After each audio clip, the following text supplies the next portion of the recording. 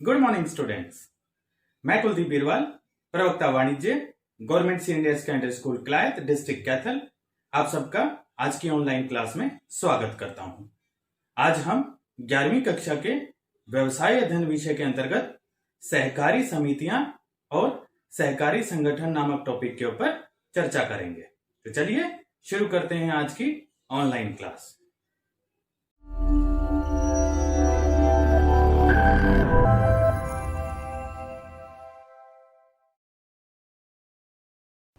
तो चलिए शुरू कर लेते हैं। सहकारी समितियां, सहकारी संगठन। सबसे पहले हम जान लेते हैं कि आज हम क्या सीखेंगे, आज हम किस पे चर्चा करने वाले हैं। सबसे पहले हम सहकारी संगठन का अर्थ और उसकी विशेषताएं पढ़ेंगे। फिर उसके बाद में हम सहकारी समिति की स्थापना अथवा पंजीकरण के ऊपर चर्चा करेंगे। उसके बाद सहकारी समिति व साझेदारी में अंतर जानेंगे हम। फिर सहकारी समितियों के प्रकार और अंत में सहकारी संगठन के लाभ और उसकी सीमाओं के ऊपर हम चर्चा करेंगे। तो चलिए अर्थ से शुरू करते हैं हम। सहकारी संगठन का अर्थ, एक डेफिनेशन पढ़ देता हूँ। काल्वर्ट महोदय क्या कह रहे हैं? सहकारिता उस प्रकार का संगठन है जिसमें व्यक्ति समानता के आधार पर अपने आर्थिक हितों को बढ़ाने के लिए स्वेच्छा से भाग लेता है। तो सबसे बड़ी चीज़ ये आ गई कि इसमें अपनी इच्छा से जो है वो लोग मिलकर किस पर्पस से जो है वो इकट्ठे हुए हैं, अपने आर्थिक हितों को बढ़ाने के लिए, अपने इनकम सोर्स बढ़ाने के लिए। तो सहकारिता जो शब्द है उसका अगर हम हिंदी में अर्थ जाएं तो इसका मतलब निकल जाता है कि मिलजुल कर कार्य करना। सहकारिता का प्रत्येक सबके लिए, सब प्रत्येक के लिए, या फिर कहा जाए तो सहकारी संगठन का अर्थ है कि विभिन्न व्यक्तियों द्वारा अपनी छोटी छोटी बचतों को समिति में एक बड़ी राशि के रूप में इकट्ठा करके जरूरतमंद सदस्यों को ऋण देकर उनकी सहायता की जाए, या बड़ी मात्रा में वस्तुएं खरीदकर बड़े पैमाने पर व्यापार के लाभ प्राप्त किए जाएं। व्यावसायिक संगठन का सहकारी प्रारूप इसके अन्य प्रारूपों से एक मुख्य आधार पर भिन्न है। यह कि यद्यपि सहकारी संगठन भी अपने कारोबार को व्यवसाय के सर्वमान्य सिद्धांतों के आधार पर ही चलाते हैं, परंतु इनके लाभ कमाने के स्थान पर अपने सदस्यों की सेवा को प्राथमिकता दी जाती है। इनका पंजीकरण सहकारी समिति अधिनियम 1912, कॉर्पोरेट सोसाइटी एक्ट 1912 अर्थात संबंधित राज्य सहकारी समिति अधिनियम के अंतर्गत होता है। बंगाल, बिहार, उड़ीसा, महाराष्ट्र और चेन्नई में अपने अलग समिति अधिनियम हैं। तो मतलब क्या हो गया सहकारी समिति का? सहकारी समिति में लोगों के उस ऐच्छिक संगठन को हम कहेंगे जो सदस्यों की भलाई के उद्देश्य से इकट्ठे होते हैं। जो लोग मिलकर एक व्यवसाय शुरू करना चाह रहे हैं या छोटी छोटी अपनी बचतें इकट्ठी कर रहे हैं, तो वो उन सभी के ही जो है वो भलाई के उद्देश्य से किया जा रहा है वो कार्य। तो सहकारी संगठन एक ऐच्छिक संगठन हो गया। इसकी स्थापना कुछ व्यक्तियों द्वारा सहकारिता व समानता के आधार पर पारस्परिक आर्थिक हितों की सुरक्षा के लिए की जाती है। एग्जाम्पल अगर हम ले तो उपभोक्ता सहकारी समिति जो है वो ये जो शुरू की गई थी, इसका उद्देश्य था थोक व्यापारी अथवा उत्पादकों से सीधे अधिक मात्रा में माल खरीदकर अपने सदस्यों को सस्ती दर पर उपलब्ध करवाना। इस प्रकार ये समिति वित्तीय आधार पर कमजोर लोगों को बड़े व्यापारियों व दलालों द्वारा किए जाने वाले शोषण से छुटकारा दिलाती है। विपणन सहकारी समितियां छोटे छोटे उत्पादकों जैसे किसान, कारीगर इत्यादि को अपने माल पर उचित कीमत पर जो है वो उनको सुविधाएं देना जो है वो इनका उद्देश्य होता है। तो ये अर्थ होता है एक सहकारी संगठन का। ये एक ऐच्छिक संगठन होता है जिसमें लोग अपने छोटी छोटी बचतें इकट्ठी करते हैं। चलो विशेषताएं पढ़ते हैं। सबसे पहली विशेषता स्वैच्छिक सदस्यता। वो तो मीनिंग में भी आ गया था, एक ऐच्छिक संगठन है। यह व्यक्तियों का एक स्वैच्छिक संगठन होता है, अर्थात किसी भी व्यक्ति को सहकारी समिति का सदस्य बनने के लिए बाध्य नहीं किया जा सकता। मतलब जबरदस्ती किसी को सदस्य नहीं बनाया जाता, इसमें अपनी इच्छा से बनते हैं। कोई भी व्यक्ति जब तक चाहे इसका सदस्य रह सकता है और किसी भी समय सूचना देकर सदस्यता को छोड़ भी सकता है। सदस्यता छोड़ने पर नियमानुसार सदस्य की पूंजी जो है वो वापस कर दी जाती है और इस बात का जरूर ध्यान रखा जाता है कि कोई भी सदस्य अपने अंश को, यानी कि जितना उसने हिस्सा डाला था, जितना उसका शेयर था, किसी अन्य व्यक्ति को हस्तांतरित ना करे।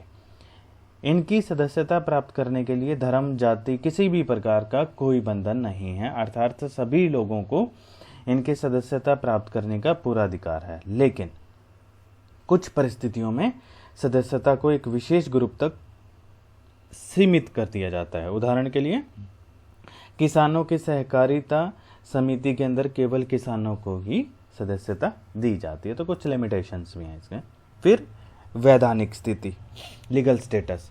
सदस्यों का कोई भी संघ अपने नाम के साथ सहकारी शब्द का प्रयोग नहीं कर सकता जब तक कि वो सहकारी समिति अधिनियम 1912 अथवा संबंधित राज्य सहकारिता समिति अधिनियम के अंतर्गत पंजीकरण यानी रजिस्ट्रेशन ना करवा लें।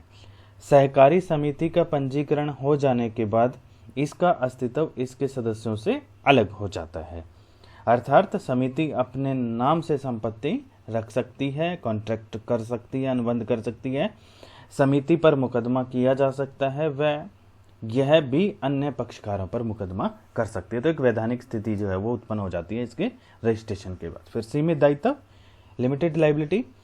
इस संगठन के सदस्यों का दायित्व उनके अंश यानी कि जितना उन्होंने शेयर किया है अथवा उनके द्वारा की गई गारंटी तक ही सीमित होता है, जितना वो कह देते हैं कि मैं इतनी गारंटी लेता हूं। फिर नियंत्रण। इसका नियंत्रण स्वयं सदस्यों द्वारा प्रजातांत्रिक आधार पर किया जाता है। इनके नियंत्रण के लिए एक प्रबंध समिति बना दी जाती है जिसके सदस्यों का चुनाव आम सभा में मतों के आधार पर किया जाता है। एक छोटा सा इलेक्शन कर लेते हैं। इनके प्रत्येक सदस्य को केवल एक मत डालने का अधिकार होता है, चाहे उसके पास समिति के कितना मर्जी हिस्सा हो, कितने मर्जी अंश हो। अतः कोई भी व्यक्ति अधिक अंश खरीदकर मतों के आधार पर प्रबंध व्यवस्था पर मनमानी नहीं कर सकता। तो कितना मर्जी हिस्सा हो, चाहे 50% हो, 60% हो, 10% हो, वो एक ही वोट डालने का अधिकार सहकारी संगठन में रखता है। फिर मुख्य उद्देश्य जो है वो हमने डेफिनेशन में पढ़ा ही था। इसका मुख्य उद्देश्य सदस्यों की सेवा करना है, ज़्यादा से ज़्यादा जितना हो सके अधिकतम संभव सहायता करने से यह अभिप्राय कदापि नहीं है कि समितियां लागत पर ही वस्तुओं और सेवाओं को प्रदान करती रहे, बल्कि उचित लाभ वसूल करते हुए अपने सदस्यों की मदद करें। मतलब कॉस्ट टू कॉस्ट जो है वो वस्तुएं नहीं देनी है, थोड़ा सा प्रॉफिट मार्जिन भी इसमें रखना है, नहीं तो समिति के खर्चे जो हैं वो स्वयं ही नहीं निकल पाएंगे। फिर मताधिकार की समानता, क्योंकि इसमें एक व्यक्ति एक मत का सिद्धांत लागू होता है, इसीलिए प्रत्येक सदस्य को एक ही मत डालने का अधिकार होता है। हमने ऊपर पढ़ा था इस बारे में। अतः सदस्यों द्वारा खरीदे गए अंश की संख्या का मताधिकार पर कोई फर्क नहीं पड़ता। फिर लाभ का विभाजन। सहकारी संगठन की एक और विशेषता यह है कि इसके लाभ अथवा अतिरेक यानी कि सरप्लस का उपयोग अनेक प्रकार से किया जाता है। जैसे कुल अतिरेक का 1/4 भाग कानून के अनुसार सामान्य कोष जनरल रिजर्व में हस्तांतरित कर दिया जाता है। तो ये जो 1912 के अंदर जो एक्ट बनाया गया उसके अकॉर्डिंग चल रहे हैं, या स्टेट टू स्टेट जो बनाया गया है। दूसरा, पूंजी पर निश्चित दर से लाभांश दिया जाएगा। ठीक है, डिविडेंड जो हम अकाउंटेंसी में हम एक टर्म पढ़ेंगे, लाभांश दिया जाएगा जो कि 10% से अधिक नहीं होना चाहिए। अतिरेक का कुछ हिस्सा उस क्षेत्र के विकास में खर्च किया जा सकता है जहां समिति कार्य कर रही है, जो कि कुल अतिरेक का 10% से अधिक नहीं होगा। तो जहां पर भी कार्य कर रहे हैं तो वहां पर भी हम 10%, ज़्यादा से ज़्यादा 10% जो है वो हम खर्च कर सकते हैं पूंजी का। शेष अतिरेक को सदस्यों में बोनस के रूप में बांटा जाता है, लेकिन बोनस का बंटवारा अंशों के आधार पर ना करके सदस्यों द्वारा समिति में दिए गए योगदान के अनुसार किया जाता है। अगर हम एग्जाम्पल की बात करें तो एक उपभोक्ता सहकारी समिति के बोनस का बंटवारा सदस्यों के द्वारा खरीद के आधार पर किया जा सकता है। मतलब वो कितनी वस्तुएं जो है वो सोसाइटी से खरीद रहा है उसी के हिसाब से उसको बोनस दे दिया जाएगा। फिर उसके बाद में अगला, नकद व्यापार। सहकारी समितियों के पास अपेक्षाकृत कम वित्तीय साधन होने के कारण ये नकद व्यापार पर ही प्राथमिकता देती हैं, लेकिन ऐसा कोई कानूनी प्रावधान नहीं है लेकिन समितियां उधार माल ना बेच सकें, ऐसा कोई कानूनी प्रावधान नहीं है। लेकिन पूंजी कम होती है और पूंजी का सबसे बड़ा रोल क्या होता है कि हमें नया माल खरीदने के लिए पूंजी की आवश्यकता होती है। तो अगर उधार में माल बेचना शुरू कर दिया तो पूंजी में कमी आ जाएगी और नया माल हम नहीं खरीद पाएंगे, तो इसलिए इस चीज़ से बचते हैं। वित्त की व्यवस्था, सहकारी समितियों को वित्त प्रदान करने वाले प्रमुख स्रोत सदस्यों को बेचे गए अंशों की पूंजी, सरकार से प्राप्त ऋण और सरकार से प्राप्त अनुमोदन इत्यादि होता है। फिर उसके बाद में अगला पॉइंट, सरकारी नियंत्रण, गवर्नमेंट कंट्रोल। यद्यपि समितियां ऐच्छिक संघ के रूप में होती हैं, लेकिन सरकार समय समय पर इनके लेखों का मतलब जो अकाउंट्स मेंटेन करते हैं उनका निरीक्षण जो है वो कर करके इन पर नियंत्रण रखती है। इसी उद्देश्य से सहकारी समितियों को अपनी वार्षिक रिपोर्ट और लेखी रजिस्टर जो है वो अपने पास रखने होते हैं, बनाकर रखने होते हैं। तो ये सहकारी संगठन की विशेषताएं हैं। एक ऐच्छिक संगठन है जिसमें व्यक्ति अपनी पूंजी जो है वो अपने बजट के अकॉर्डिंग जो है वो उसमें शामिल करवाता है। अब सहकारी समिति की स्थापना अथवा पंजीकरण, सबसे पहले तो हमें याद रखना है सहकारी समिति अधिनियम 1912 के अंतर्गत जो है वो सहकारी समिति की स्थापना या पंजीकरण किया जाता है। बंगाल, बिहार, उड़ीसा, महाराष्ट्र और चेन्नई में अपने अलग सहकारी नियम है। तो ये आपको जो है वो 5 नाम जरूर याद रखने हैं, बंगाल, बिहार, उड़ीसा, महाराष्ट्र और चेन्नई। इसमें सहकारी समिति अधिनियम 1912 लागू नहीं होता, बाकी पूरे देश के अंदर लागू होता है, इनके अपने अलग नियम है। प्रत्येक राज्य में एक सहकारी समिति रजिस्ट्रार होता है। जो लोग सहकारी समिति स्थापना करना चाहते हैं उन्हें संबंधित रजिस्ट्रार के पास प्रार्थना पत्र देना होता है, और प्रार्थना पत्र में क्या क्या सूचनाएं जाती हैं, प्रस्तावित समिति का नाम, भाई किस नाम से समिति शुरू करनी है, प्रस्तावित समिति के उद्देश्य, किस उद्देश्य से समिति बनाई जा रही है, अंश पूंजी का विवरण, कितनी पूंजी आ रही है, सदस्यों के अधिकार, कर्तव्य और उनके उत्तरदायित्व का जिक्र किया जाएगा, सदस्यता प्राप्ति की विधि, मतलब सदस्यता लेने के लिए क्या करना पड़ेगा, कम से कम 10 सदस्यों के नाम और पते कम से कम हैं ये, और समिति के नियमों का जो है वो जानकारी देनी पड़ेगी। यदि रजिस्ट्रार प्रार्थना पत्र में दी गई सूचनाओं से संतुष्ट हो जाता है तो सहकारी समिति का रजिस्ट्रेशन कर दिया जाता है। समिति का रजिस्ट्रेशन होते ही उसे पृथक वैधानिक अस्तित्व, जो हमने विशेषताओं में पढ़ा था, वो उसको प्राप्त हो जाता है। अर्थात समिति को अपने नाम में संपत्ति रखने, अनुबंध करने और दूसरों के विरुद्ध मुकदमा दायर करने के अधिकार भी प्राप्त हो जाते हैं। तो ये कुछ नियम हैं समिति की स्थापना अथवा पंजीकरण करने के। आगे चलते हैं, सहकारी समिति के अधिकारी। तो सहकारी समिति चलाने के लिए जो है वो सदस्यों की कुछ आवश्यकता पड़ती है। उसमें जो है वो सबसे प्रमुख है प्रेसिडेंट, प्रधान, फिर उसके बाद में उप प्रधान होगा जो प्रधान की सहायता करेगा कार्य में, फिर सचिव होगा जो मीटिंग्स वगैरह अरेंज करेगा सारी चीज़ें, और खजांची की आवश्यकता पड़ेगी जो पैसे का लेन देन जो है वो हिसाब किताब रखेगा। इसमें ध्यान रखने वाली सिर्फ ये बात है कि नॉर्मली जो है वो प्रत्येक 2 वर्ष के बाद में समिति के अधिकारियों का पुनः चयन किया जाता है। हमने अभी थोड़ी देर पहले ही पढ़ा था कि हर व्यक्ति को जो सहकारी समिति का सदस्य है उसको 1 वोट डालने का अधिकार है। तो ये जो प्रधान, उप प्रधान, सचिव, खजांची जो ये पोस्ट है, इसके ऊपर जो है वो व्यक्ति नॉमिनेट होके आते हैं उन्हीं सदस्यों में से, और वोटिंग के द्वारा जो है वो नॉमिनेट किए जाते हैं, चुने जाते हैं। चलिए, सहकारी संगठन और साझेदारी में अंतर, क्योंकि दोनों एक जैसे प्रतीत होते हैं, तो अंतर का आधार सबसे पहले तो अधिनियम। तो सहकारी समिति हमें पता चल गया, सहकारी समिति अधिनियम 1912 अथवा संबंधित राज्य सहकारी समिति अधिनियम के अंतर्गत होती है। जो 5 मैंने राज्यों के और उसके नाम बताए थे, उसके अलावा पूरे इंडिया के अंदर सहकारी समिति अधिनियम 1912 लागू होता है। जबकि साझेदारी व्यवसाय का नियंत्रण भारतीय साझेदारी अधिनियम 1932 के तहत होता है। तो सहकारी 1912 और साझेदारी 1932। फिर दूसरा अंतर का आधार पारस्परिक लाभ।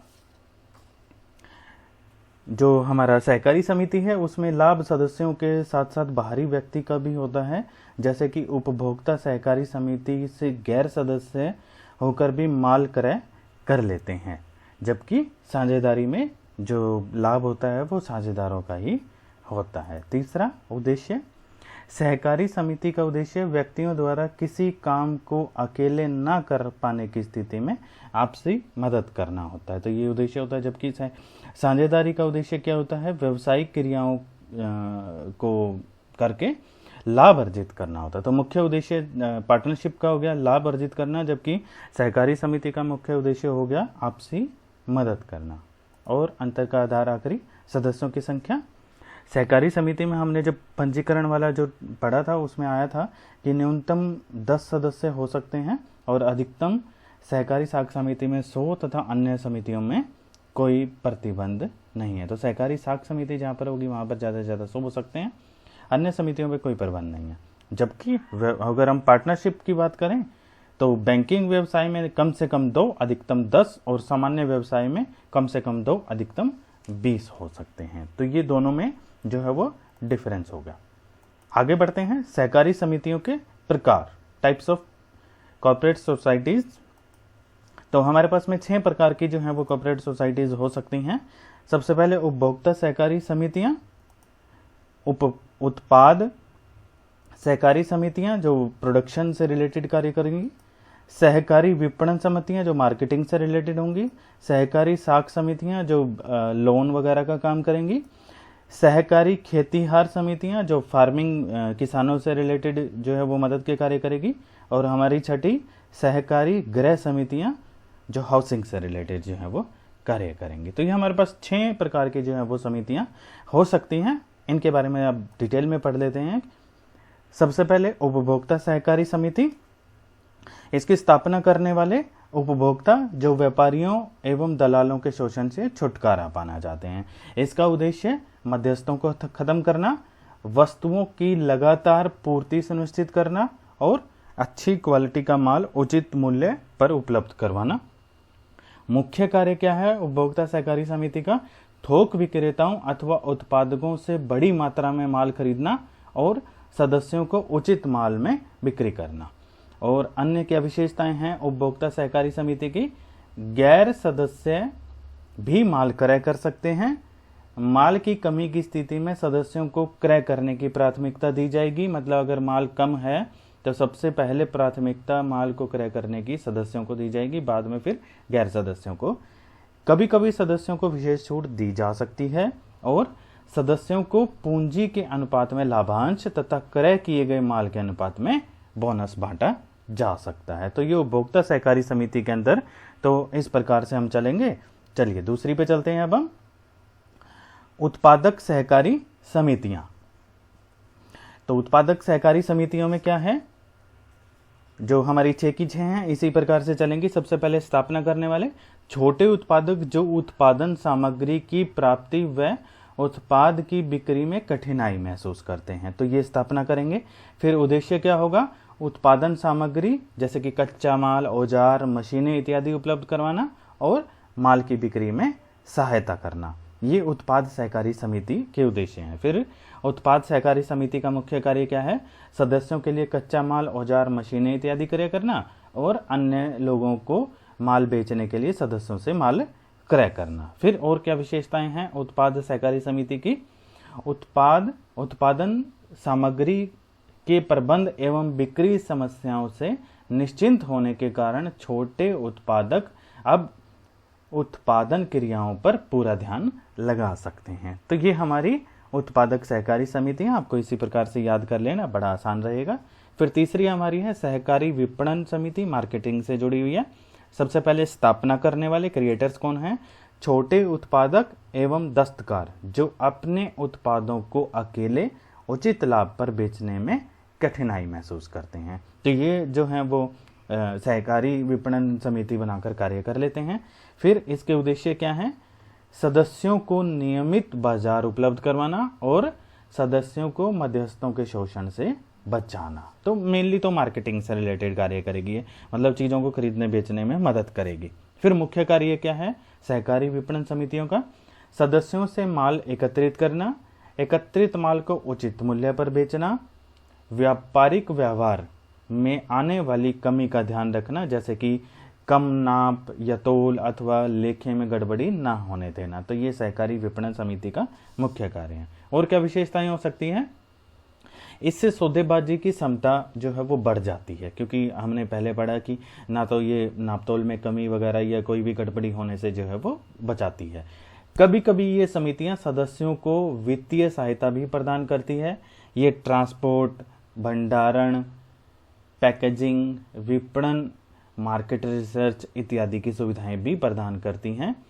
विक्रय से प्राप्त धनराशि में से खर्च और कोषों आदि की राशि काटकर शेष धन को सदस्यों के माल के अनुपात में बांट दिया जाता है। तो ये सहकारी विपणन समिति की विशेषता है। फिर उसके बाद हमारी आ जाती है चौथी सहकारी साख समिति। सबसे पहले क्रिएटर्स, इसको स्थापना करने वाले सामान्य लोग जिनके वित्तीय साधन सीमित हैं। तो साख क्रेडिट यानी कहीं ना कहीं ऋण लेने वाली चीजें जो है वो इसमें चलेंगी। इसका उद्देश्य क्या है?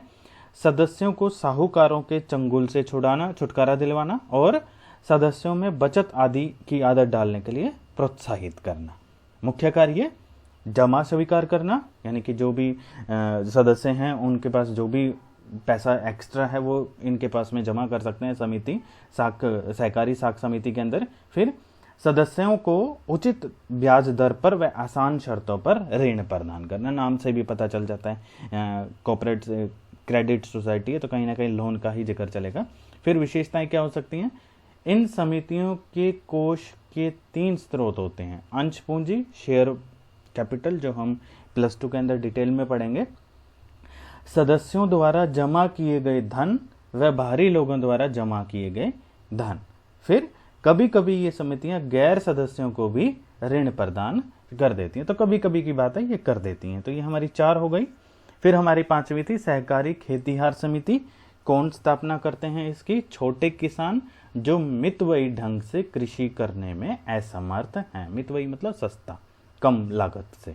फिर उद्देश्य क्या है इसके? बड़े पैमाने की कृषि की मितव्ययता प्राप्त करना और उत्पादन के उच्चतम स्तर को प्रदान करना, मतलब कम खर्च करते हुए कम लागत पर अच्छा प्रोडक्शन लेना जो है वो इसका उद्देश्य है। फिर मुख्य कार्य क्या है इसका? सदस्यों की भूमि के छोटे छोटे टुकड़ों को इकट्ठा करना और आधुनिक कृषि यंत्र उपलब्ध करवाना, उच्च क्वालिटी के बीज और खाद उपलब्ध कराना। तो तीनों जो मुख्य कार्य यही हो गए। कम लागत आएगी और उत्पादन हमारा बढ़ जाएगा। अन्य विशेषताएं क्या हो सकती हैं? ये समितियां सदस्यों को भूमि के छोटे छोटे टुकड़ों पर कृषि करने से होने वाली हानियों से छुटकारा दिलवाने में महत्वपूर्ण भूमिका निभाती है। छोटे छोटे टुकड़ों की बजाय उनको इकट्ठा करके और बड़े टुकड़े के रूप में परिवर्तित करके फिर कृषि करने की सलाह देती है, कोशिश करती है। फिर हमारी 6ठी और आखिरी सहकारी गृह समितियां। कौन लोग इनको स्थापित करते हैं? सामान्य लोग जो रिहायशी मकान प्राप्त करना चाहते हो। तो कहीं ना कहीं मकान बनाकर और लोगों को या उनके जो सदस्य हैं उनको बेचने खरीदने का कार्य करती है ये समिति। फिर उद्देश्य क्या है? सदस्यों को रिहायशी मकान या प्लाट उपलब्ध करवाना। मुख्य कार्य क्या है इनके? भूमि क्रय कर लेंगे, क्योंकि प्लाट उपलब्ध करवाएंगे या फिर उसके ऊपर फ्लैट वगैरह बनाएंगे। उस भूमि का विकास करेंगे, मकानों का निर्माण करेंगे, मकान सदस्यों को अलॉट करेंगे। यदि मकानों के स्थान पर प्लाट दिए जाने हो तो प्लाटों का आवंटन करेंगे। विशेषताएं क्या हैं? ये समितियां प्राय बड़े शहरों में स्थापित की जाती हैं। इन्हें भूमि रियायती दर पर प्राप्त होती है। समितियों के मकानों में प्राय सभी आधुनिक सुविधाएं उपलब्ध होती हैं और कुछ सहकारी समितियां अपने सदस्यों को मकान बनाने के लिए सस्ती दर पर ऋण भी प्रदान करती हैं। तो ये हमारी 6 जो है वो सहकारी समितियां हैं। आगे बढ़ते हैं सहकारी संगठन के लाभ। तो सबसे पहला लाभ, सरल स्थापना, इजी फॉर्मेशन। कोई ज़्यादा दाव पेच करने की जरूरत नहीं है। सहकारी समिति एक ऐच्छिक संगठन के रूप में सरलता से स्थापित की जा सकती है। कोई भी 10 वर्षीय व्यक्ति सहकारी समितियों के रजिस्ट्रार से पंजीकरण करवा के, कोई भी 10 वयस्क व्यक्ति सहकारी समितियों के रजिस्ट्रार में पंजीकरण करवाकर सहकारी समिति की स्थापना कर सकता है 1912 के अधिनियम के अकॉर्डिंग, या फिर वो 5 स्टेट छोड़कर। इसके लिए कोई विशेष मुश्किल तथा महंगी वैधानिक कार्यविधि की कोई आवश्यकता नहीं है। फिर सीमित दायित्व, सबसे बड़ी चीज, इस संगठन के सदस्यों का दायित्व उनके अंशों अथवा उनके द्वारा दी गई गारंटी तक ही सीमित होता है। फिर स्थायित्व, पृथक वैधानिक अस्तित्व होने के कारण सहकारी समिति में स्थायित्व का गुण पाया जाता है, अर्थात सदस्यों की मृत्यु अथवा उनके दिवालिया होने पर समिति के अस्तित्व पर कोई असर इसका नहीं पड़ता है, मतलब लॉन्ग टर्म तक चला सकते हैं हम इसको। फिर प्रजातांत्रिक प्रबंध, सहकारी संगठन में प्रतिनिधियों का चुनाव एक सदस्य एक मत के आधार पर किया जाता है। इनका क्षेत्र सीमित होने के कारण लगभग सभी सदस्यों की उपस्थिति होकर अपने विचार प्रस्तुत करते हैं और सभाओं में प्रोक्सी होने की जो है वो खत्म हो जाती है, ये संभावना जो होती है झूठी वोट डालना। फिर कम क्रियात्मक खर्चे, प्राय सहकारी समितियों के प्रशासनिक खर्चे बहुत कम होते हैं क्योंकि अनेक सदस्य बिना कुछ प्रतिफल लिए ही अपनी प्रबंधकीय सेवाएं प्रदान करते हैं फ्री ऑफ कॉस्ट। सहकारी समितियों को विक्रय बढ़ाने के लिए विज्ञापन इत्यादि की भी अधिक आवश्यकता नहीं होती। लगभग सारा विक्रय नकद होने के कारण बैड डेट्स यानी कि डूबत ऋण, जो ऋण हमने दे दिया और वो ना आ पाए हम उसको बैड डेट्स कहते हैं, उस प्रकार की हानि से भी इसमें बचा जा सकता है। फिर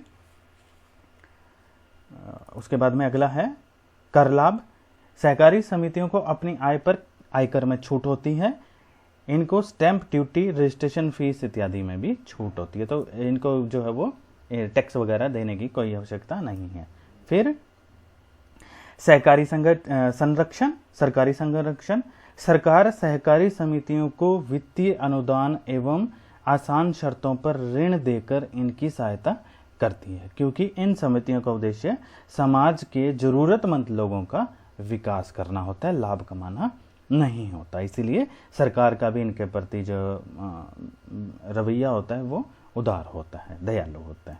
फिर सस्ती दरों पर वस्तुएं उपलब्ध करवाना, क्योंकि समितियां वस्तुएं सीधे ही थोक व्यापारी अथवा उत्पादकों से बड़ी मात्रा में खरीदती हैं, इसीलिए उनको सस्ती दर पर वस्तुएं उपलब्ध हो जाती हैं। यही कारण है कि वे समितियां अपने सदस्यों को बाजार की कीमत की अपेक्षा कम कीमत पर बेचकर भी लाभ पहुंचाती हैं। फिर दूसरे व्यवसायों पर नियंत्रण, एक सहकारी समिति के समान व्यवसाय करने वाले अन्य व्यवसायियों को अपने माल का मूल्य व किस्म निर्धारित करते समय समितियों के मूल्य और किस्म को भी ध्यान में रखना पड़ता है, जिससे क्या होता है कि और लोगों को जो बेशक सदस्य नहीं हैं उनके लिए भी मार्केट में बढ़िया वस्तु और जायज़ कीमत के पर मिलने शुरू हो जाती है। और लास्ट है सहकारी संगठन का लाभ, आर्थिक विकेंद्रीकरण। सहकारी समितियों ने देश के धन को बड़े बड़े व्यवसायियों के हाथों में एकत्रित होने से बचाया। व्यवसायी अपने उपभोक्ता से अधिक विक्रय मूल्य लेकर अधिकाधिक लाभ कमाते थे और धन जमा करते थे, लेकिन अब यह प्रवृत्ति कम हो गई है, लगभग समाप्त हो गई है। चलिए आगे बढ़ते हैं। सहकारी संगठन की सीमाएं हमारे इस टॉपिक का लास्ट पॉइंट है। सबसे पहले कुछ सीमाएं भी हैं इसकी, लाभ हैं तो पूंजी की कमी, ये तो है ही, जितने सदस्य होंगे उन्हीं के हिसाब से फिर पूंजी एकत्रित कर पाते हैं हम। सहकारी समितियों के सदस्य प्राय वित्तीय रूप से कमजोर होते हैं तथा सीमित क्षेत्र में रहने वाले लोग होते हैं। ये लोग एक सहकारी समिति में सीमित मात्रा में ही पूंजी लगा पाते हैं, या फिर कहें तो हम लाभांश की सीमित दर होती है और एक सदस्य एक मत के सिद्धांत भी इसके विनियोग को हतोत्साहित करते हैं। हतोत्साहित का मतलब दूसरे लोगों को सदस्य बनने या फिर इन्वेस्ट करने के लिए पीछे हटने का मजबूर करते हैं। फिर अकुशल प्रबंध, सहकारी समितियों का प्रबंध स्वयं ही उसके सदस्यों के द्वारा किया जाता है, जो कि प्रबंधकीय ज्ञान के अभाव में समिति का संचालन प्रभावपूर्ण ढंग से हो सकता है नहीं कर पाते हैं। अकुशल प्रबंध का दूसरा कारण वेतनहीन सदस्यों का प्रबंध करना भी हो सकता है, जो धार्मिकता के भाव में आकर प्रबंध समितियों के सदस्य तो बन जाते हैं, लेकिन प्रतिफल के अभाव में समिति के कार्यों में कम रुचि लेते हैं, क्योंकि उनको तनख्वाह वगैरह तो मिलती नहीं है वहाँ पे। फिर नकद विक्रय, नकद विक्रय सहकारी समितियों का लाभ भी है और हानि भी है। इसके सदस्य प्राय गरीब लोग होते हैं, जरूरतमंद लोग होते हैं, तो उधार माल की उनको आवश्यकता रहती है। यद्यपि सहकारी समिति उनको कम मूल्य पर बेशक माल उपलब्ध करवाती है, लेकिन उधार जैसे सुविधाओं का अभाव होने के कारण अन्य व्यापारियों के चुंगल में वो फंस जाते हैं, बाहर से मार्केट से सामान ले लेते हैं। फिर राजनीतिक हस्तक्षेप, क्योंकि सहकारी समिति में सरकार का भी धन लगा होता है, इसीलिए सरकार इन पर नियंत्रण के उद्देश्य से प्रबंधकीय समितियों में अपने सदस्य भी मनोनीत करती है।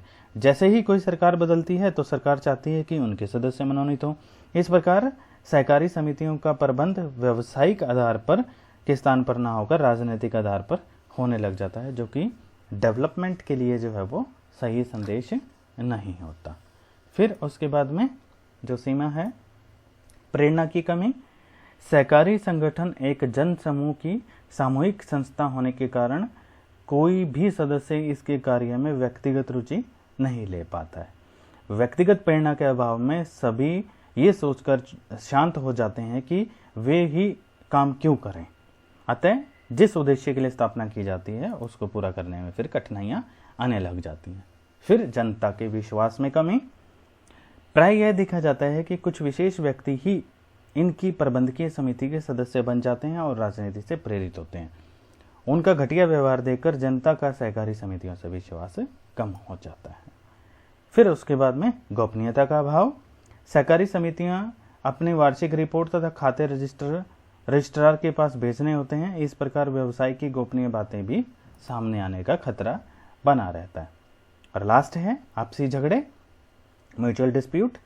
प्राय यह देखा जाता है कि जब जिस जोश के साथ में समिति की स्थापना की जाती है, कुछ ही समय बाद जब वो कम हो जाता है, ढीला पड़ जाता है, इसका कारण यह होता है कि कुछ सदस्य इसके माध्यम से अपना स्वार्थ सिद्ध करने लग जाते हैं और दूसरे सदस्य उनका विरोध करते हैं, जिससे आपसी झगड़े होने लग जाते हैं और संस्था के विकास के स्थान पर गिरावट आनी शुरू हो जाती है। तो अंत में कह सकते हैं कि सहकारी समितियों के लाभ और हानियों का अध्ययन करने के बाद में हम कह सकते हैं कि समितियां समाज के जरूरतमंद लोगों, सीमित साधन वाले लोगों के लिए एक संजीवनी बूटी के रूप में कार्य करती है, अर्थात उनके विकास में पूर्ण सहयोग देती है। केवल आवश्यकता इस बात की है कि इसकी कमियां या दोष जो हमने ये अभी पढ़े हैं, इसकी सीमाएं अगर हम इनको दूर कर लें या प्रयास करें इनको दूर करने का, तो या जो इसके सदस्य होते हैं उनको प्रशिक्षण दिया जाए, उनको पर्याप्त मात्रा में पूंजी उपलब्ध करवा दी जाए, राजनीतिक हस्तक्षेप को कम कर दिया जाए, व्यक्तिगत हितों के स्थान पर सामूहिक हितों को प्राथमिकता देने की भावना उत्पन्न की जाए, तो ये सहकारी समितियां समाज के जरूरतमंद लोगों के लिए जो है वो संजीवनी बूटी के रूप में कार्य कर सकती है। सहकारी समितियों के लाभ को देखते हुए भारत में छोटी छोटी समितियां ही नहीं बल्कि बड़े बड़े आकार की समितियां भी स्थापन होने लग गई हैं।